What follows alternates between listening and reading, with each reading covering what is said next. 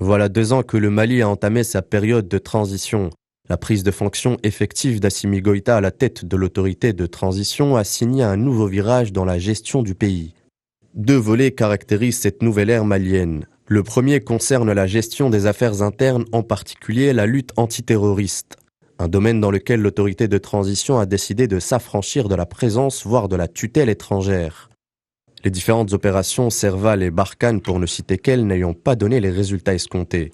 Le bilan de ces opérations, souvent critiquées, a remis en cause l'efficacité de la présence française sur le territoire national.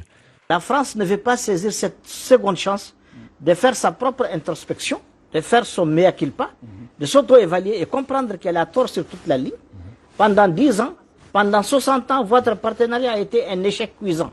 Le deuxième volet sous le signe du changement est d'ordre politique et diplomatique.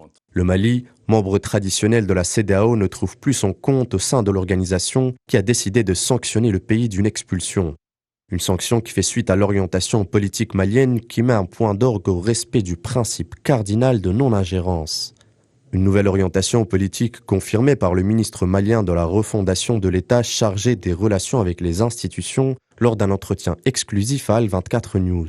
Le Mali a décidé de s'assumer définitivement en tant qu'État indépendant et souverain et de faire respecter justement les principes sacro-saints en la matière. Et c'est ce qui a été pratiqué depuis quelques temps que vous voyez cette nouvelle phase de la transition et vis-à-vis de la communauté internationale. Ainsi, le Mali est en train de vivre une deuxième indépendance symbolique dont la portée pourrait s'étendre au-delà de ses frontières.